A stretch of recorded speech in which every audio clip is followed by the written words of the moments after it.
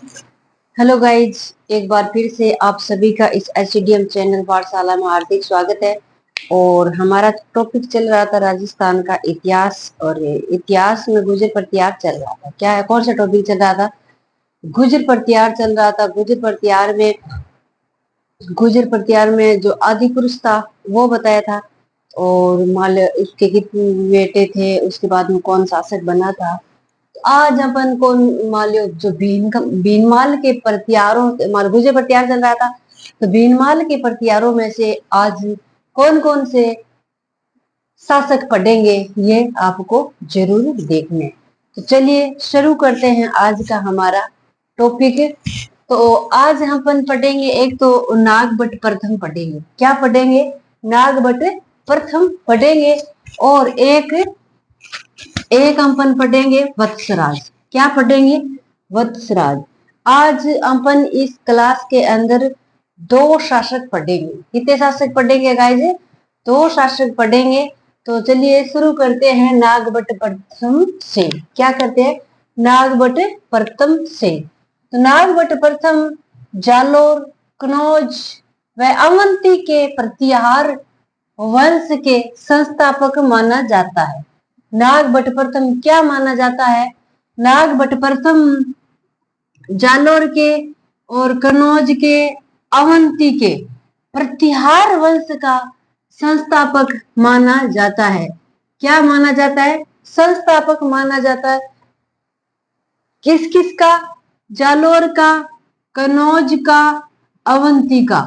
और जालोर, कनौज, अवंती ये प्रतिहार वंश के संस्थापक माना जाता है। तो प्रतिहार वंश के जालोर, कनौज, अवंती के संस्थापक कौन है?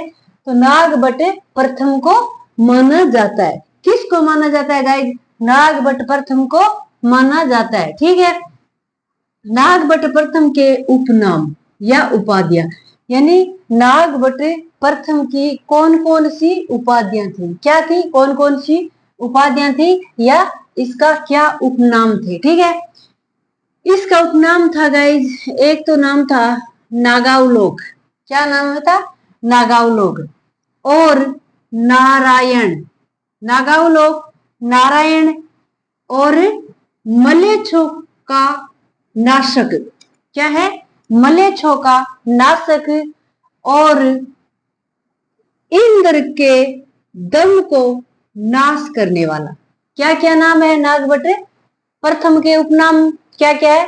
नागावलोक, नारायण, मलेच्छों का नाशक और इंद्र के दम को नाश करने वाला। एक बार फिर से, नागभट्ट प्रथम की कौन कौन सी उपाधि है? नागावलोक, नागावलोक, नारायण, मलेच्छों का नाशक और इंद्र के दम को नाश करने वाला। ठीक है। अब है भीनमाल के बाद, भीनमाल के बाद अवंती को दूसरी राजधानी बनाई। यानी नागभट्ट प्रथम की पहली राजधानी कौन सी थी? भीनमाल थी। भीनमाल के बाद में कौन सी राजधानी बनाई थी? अवंती।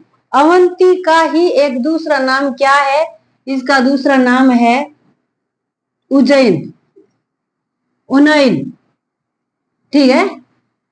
और नागभट्ट प्रथम ने वैष्णव धर्म का अनुयायी माना जाता है। नागभट्ट प्रथम किस धर्म का अनुयायी माना जाता है? तो वैष्णव धर्म का अनुयायी माना जाता है। नागभट्ट की अपन ने जो बातें पढ़ी थी, एक तो जालोर, कनौज, अवंती के प्रतिहार वंश का संस्थापक माना था। और इसके उपाधियां कौन कौन सी है? नागावलोक, नारायण, मलेच्छों का नाशक और इंद्र का दम करने, इंद्र के दम को नाश करने वाला। ठीक है। और भीनमाल के बाद दूसरी राजधानी कौन सी बनाई थी? अवंती को दूसरी राजधानी बनाई थी। और ये किस धर्म में मान विश्वास करते थे? तो नागभट्ट प्रथम वैष्णव धर्म में विश्वास करते थे। ठीक है। आज का हमारा दूसरा शासक लेते हैं वत्सराज। कौन सा लेते हैं? वत्सराज। वत्सराज किसका पुत्र था? तो देवराज का पुत्र था। वत्सराज किसका पुत्र था? देवराज का पुत्र था। और प्रत्याहार वंश की नींव डालने वाला ये वत्सराज ही था। प्रत्याहार वंश की नींव डालने वाला कौन सा शासक था? वत्सराज ही था। ठीक है। और वत्सराज प्रत्याहार वंश का वास्तविक संस्थापक माना जाता है। अगर प्रत्याहार वंश का वास्तविक संस्थापक पूछा जाए तो वत्सराज को माना जाता है, और सीधा संस्थापक पूछा जाता है तो नागभट्ट प्रथम को माना जाता है। ठीक है। वत्सराज की उपाधियां कौन कौन सी है? वत्सराज की उपाधियां रणहसीतन और जयवरा। क्या क्या है? रणहसीतन और जयवरा। ठीक है। तो रणहसीतन का तो अर्थ होता है युद्ध, यानी रण में युद्ध लड़ने वाला, और जयवरा का अर्थ होता है दुग्गल। जयवरा का क्या अर्थ होता है? दुग्गल। तो वत्सराज की दो उपाधियां थी, रणहसीतन और जयवरा। कौन कौन सी? रणहसीतन और जयवरा। ठीक है। और वत्सराज त्रिपक्षीय संघर्ष को शुरू करने की पहल किसने की थी? तो वत्सराज ने ही की थी। वत्सराज ने क्या कहा था, क्या किया था? त्रिपक्षीय संघर्ष की शुरुआत वत्सराज ने ही की थी। ठीक है। और राष्ट्रकूट ध्रुव से पराजित हुआ था। एक ये इंपॉर्टेंट है कि वत्सराज किस से पराजित हुआ था? तो जो राष्ट्रकूट का शासक था ध्रुव, इनसे पराजित हुआ था। इस ध्रुव ने क्या किया था? इस ध्रुव ने वत्सराज को पराजित कर दिया था। किसको पराजित कर दिया था? ध्रुव ने वत्सराज को पराजित कर दिया था। इसके समय, वत्सराज के समय कुल्यमाला व हरिवंश पुराण की रचना की गई थी। वत्सराज के समय किस किस की रचना की गई थी? कुल्यमाला और हरिवंश राय पुराण की रचना की गई थी। तो कुल्यमाला की रचना किसने की थी? उद्योतन सूरी ने की थी 773 में। कुल्यमाला की रचना किसने की थी? उद्योतन सूरी ने की थी। कब की थी?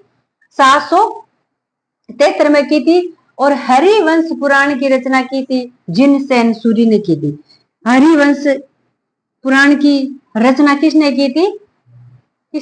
जिनसेन सूरी ने की थी।